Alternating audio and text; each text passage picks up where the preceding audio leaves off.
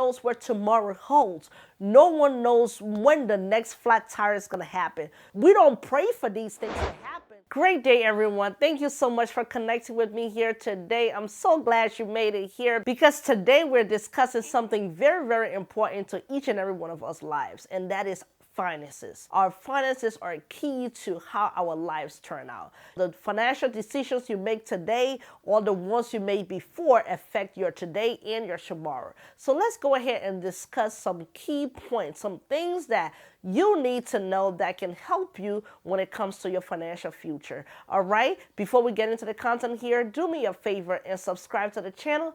Turn on your notifications so you get notified when I post future videos, and it truly helps my channel. So thank you. Let's get right into the content.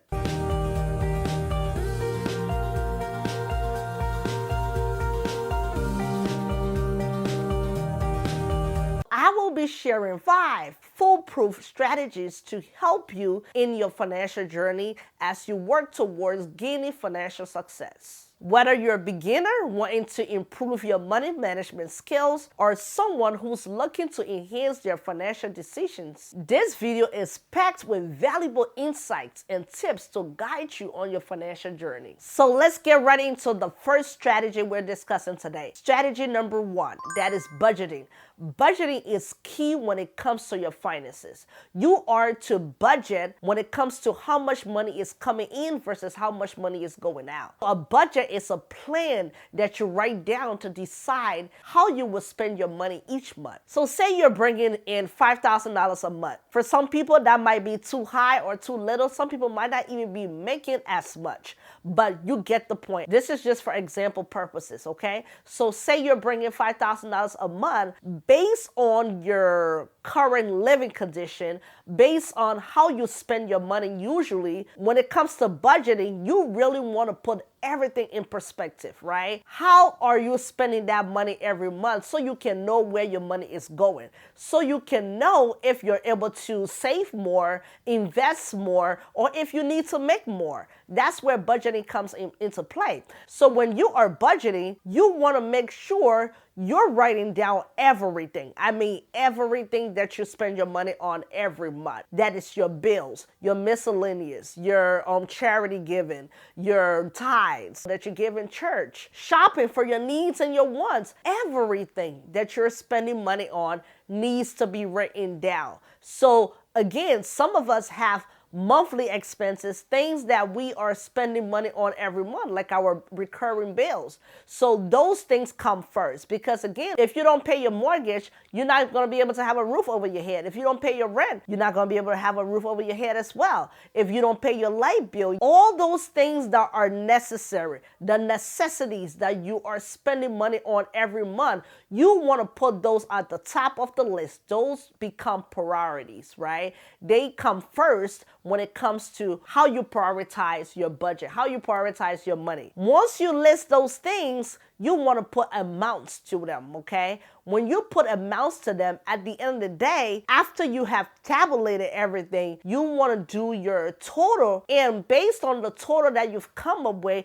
you want to subtract that from the total that's coming in. So that $5,000 that you're bringing in every month, you want to subtract the total expenses from that $5,000. If you have a positive balance left, you know you have extra. That could go towards your savings. That could go towards your investment. That's not money that you should be splurging on. That's telling you that, listen, I need to save a little bit more. That's telling you that this is money that needs to be put into my emergency savings, right? Because again, those are things that you don't plan for. So you want to put that extra money aside. So say you have a negative amount after you've totaled everything, you know that you are spending a little too much and you need to cut down some costs. So what are those things that you're spending money on that are not necessary? What are those miscellaneous things that you can cut back on that can really save you some money? That extra money that you're spending on, say, coffee every morning, right? You're spending probably $40, $50 a month on coffee.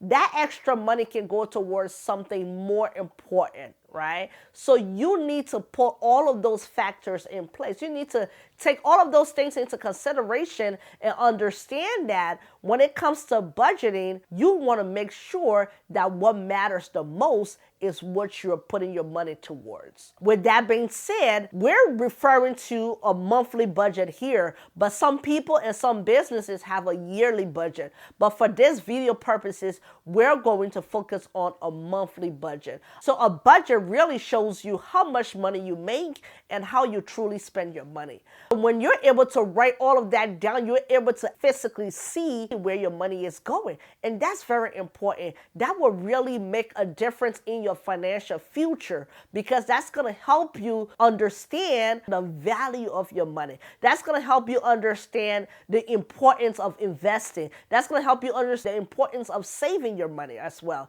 Because again, when all those things are written down, you are able to eliminate some things that you are spending money on that you really don't need to spend money on, okay? So those are the kind of things we need to be focusing on when it comes to budgeting. Here is something I want you to understand. Budget is very, very important, because without a budget, you might run out of money before your next payday, and you will not be in a good spot, especially if you don't have an emergency fund. So let's take all these points into consideration when we are working on our finances and really putting things in place, knowing exactly where our money is going. So it is important to create a solid budget and find practical ways to track your income and your expenses. For me, writing it down, it's the simplest way, and it works because, like I said before, you get to see it. A budget really helps you to save money. If I haven't stressed this already, let me stress it now. A budget helps you to save money. It helps you to cut unnecessary costs, and it creates financial goals that align with your aspirations. Budgeting helps me to stay on track because I know what I want, and I know when I want it, and I know what's important and when it's important. So I don't mix business with pleasure. I don't mix in things that are not important at a certain point in time with things that are important every time. Let's make sure we are understanding the difference between the two. What's important now and what's important all the time, or what's not so important right now. What can wait? Can that new pair of shoes wait? Buy a new laptop when your laptop isn't really messed up. Changing your wardrobe. Buy a new TV. Can that wait? Can you focus on what's important right now in this very moment? What's going to give you the best results when it comes to what you're putting your money towards? That's what you need to be thinking about. These are the kind of questions you need to be asking yourself when you are having to make a decision when it comes to money. Ask yourself these very important questions. It will help you really gear your focus towards what's important and when it's important. So let's look at strategy number 2, and this is one of the most important strategies or things that you can do when it comes to your finances that will prepare you to the next level in your financial journey. And that is to eliminate debt. What does that mean, to eliminate debt? Now, if you don't have a debt, great, that's awesome, right? This might not apply to you, but you might know someone who it might apply to or who this information might benefit. So listen up. When it comes to eliminating debt, the most basic way to explain that is people borrow money to buy things that they cannot afford. If you could afford something, you might as well go ahead and buy that. But if you want something that you cannot afford, you want to make sure you are not spending money that you don't have. So spending money you don't have, that's what leads to people getting into these large sums of debt. We need to understand that if you don't have the money, that means you can't have that thing. You can't have that item. You can't afford it. So there's no need to go and borrow. It's not as important as you think it is. It can wait until you have the amount of money that's needed. Understand that things can wait. When it comes to urgency, that's why your emergency funds are there for something that you didn't expect. Now, say you don't have an emergency fund, well, today today is the best time to start. Let's say you didn't have it. For example, you had a flat tire. Where are you going to get the money from? You have to pay your rent and you don't have the money, or your paycheck is not coming in on time. Those are instances where it's like it's beyond you. That's something that you really cannot control. And if you have to borrow in that instance, well, it's totally understandable. But you always want to make sure that once you have that money, the very first thing you do is to go ahead and pay that money back. That money that you borrow, go ahead and pay it back right away. Because if you don't pay that money right away, and over time the interest accumulates, before you know it, you're in a much more bigger debt than you initially expected. And that's where people run into problems. People are trying to satisfy their instant gratification. So you want to make sure that first and foremost, you have a cushion.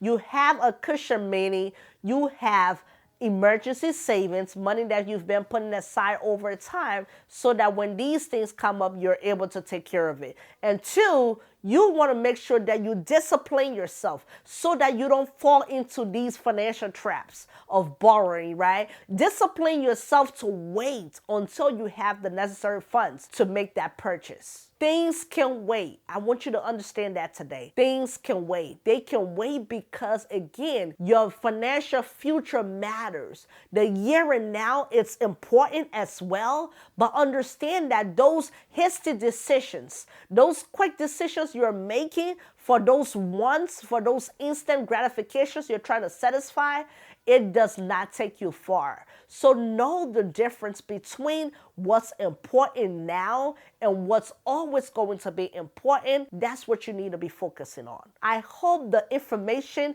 I'm sharing with you here, you're taking it, and hopefully you can apply it to your life and really make it a part of you. But if you like what you're hearing so far, make sure you subscribe to the channel and turn on your notification so you get notified when we post future videos here, because we have so many more great content coming for you, all right? So let's get right back to it. If you're like me, trying to get a hold of your finances, trying to make sure you're first and foremost budgeting, and you are putting money in the right places that you need to put your money, as far as investing and savings and emergency funds and things like that, you want to make sure all your ducks are in line and everything are in check. And you want to make sure you have a cushion.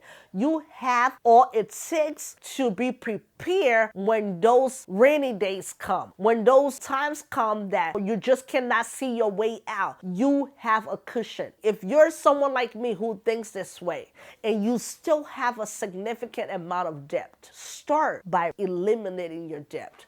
Get rid of that debt, because that debt will hinder you. It will hinder you when it comes to your finances.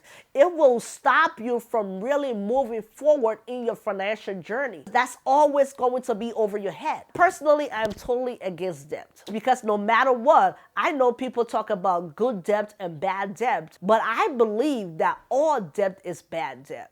And if it's not hurting you right now, best believe it will hurt you in the future. And I'm sure you don't want that. When it comes to spending money, I personally don't believe I should be spending money I don't have. It just doesn't make sense financially. If you don't have it, clearly you shouldn't be spending it. You cannot spend money you don't have. That's the message I want you to understand here today when it comes to debt. How do you work around your debt? How do you work to eliminate that debt? You want to first pay off the high interest debt first. And those are usually your credit cards. Credit cards on interest rates are ridiculous. Try to pay those up first. That way, you're going to be keeping more money in your pocket, because you're not spending so much more money on interest anymore, right? You're saving more of your money now after you've paid off that high interest debt. So when it comes to saving, you need to break it down into smaller, actionable steps and make it a part of your ongoing budgeting and spending plans. It's very important. Savings should be part of your budgeting. Savings should be part of your everyday spending, or your monthly spending, I should say. Make sure that when you have that income that comes in, you want to make sure as you're spending that money, you also put in money aside for your savings. Money is also going to your investment. Those should be part of all your expenses. Always practice paying yourself first. How do you do that? You might ask. Well, you want to make sure you set up an automatic transfer transfer from your checking account to your savings account every payday. So say you have a direct deposit that goes into your account, or say you have a check, that's fine. You can go cash that check, but make sure as you're cashing that check, you let the teller know, please go ahead and put a certain percentage of that money into my savings. Certain amount should go to your savings every payday. Every time you get paid, do not cheat yourself. Do not cheat yourself. Do not cheat your future self or your present self, right? You want to make sure you are putting aside money every time you get paid. It could be $50, $25, $100, $500, whatever you know that is not going to hurt you when it comes to you taking care of your bills. You want to put that money aside, and you want to make sure it's recurring. It's going there every month or every 2 weeks or every week. That is money that you are not going to touch. That is money that is going to save you later. So you are saving it now for it to save you later. Get that? Let's move on here to talk about strategy number 3. Strategy number 3 is your emergency fund. This is very important. I've touched on it a little bit here and there in the last couple of strategies we talked about, but let me go ahead and expand on it a little bit more here. Now, times can be unpredictable, so it's essential to establish an emergency fund. No one knows what tomorrow holds. No one knows when the next flat tire is going to happen. We don't pray for these things, but guess what? They happen no matter what because we don't expect them. That's why we have to plan for them because they're unexpected. So we always want to make sure we have a plan in place so that when they happen, we're not stuck. Now, here's the major question here. What's the ideal amount that you should set aside for an unexpected financial challenge? When it comes to every person, this amount is going to be relative because everyone have a different situation. Everyone have a different financial situation. Everyone have a different living situation, right? Everyone life's different, period. So we are all not on the same, financial journey or financial, I'll say wavelength or whatever the case may be. But guess what? We can at least put aside something. Say, for example, somebody might just be working part-time versus somebody that might be working full-time, or somebody that's making $50 an hour versus somebody that's only making $10 an hour, right? So let's understand our positions, where we find ourselves, and what we can do to get better in our current situation. With your lifestyle right now, with your current expenses that you're having right now, look at how much you're spending on a monthly basis. You want to times that amount by 3 or 6. Let's start with 3. Say if you're not making much, times your monthly expenses by 3. That's the amount that needs to go into your emergency funds. You want to be able to save up that amount so that when something happens, first and foremost, you're able to pay your rent or your mortgage. Second, you're able to pay the rest of your bills, right? And that will give you time to be able to find another source of income. You'll be able to find another job or another business or a venture or whatever the case may be, right? So you're just basically having a cushion to buy you time so you can get your next paycheck or your next job or your next income coming in. That's the key when it comes to emergency fund. Again, 3 to 6 months worth of your living expenses needs to go into your emergency fund. If you're not making much or 6 months is too much for you, start out with 1 month, 2 months, 3 months, right? Let's go ahead and work our way up. Because again, that is money that is going to save you later. So you'll be doing yourself a favor. With that being said, let's move on to strategy number 4. And this time around, we're talking about investing wisely. And like I mentioned earlier, investing. We talked about it. And we're going to continue to talk about it because it's very, very important. If you're someone who's looking to be an investor in the future or to not work for the rest of your life, investing is the way to go. So let's take your financial game to the next level by educating you on the importance of investing, the importance of making informed financial decisions. You want to understand the fundamentals of investing.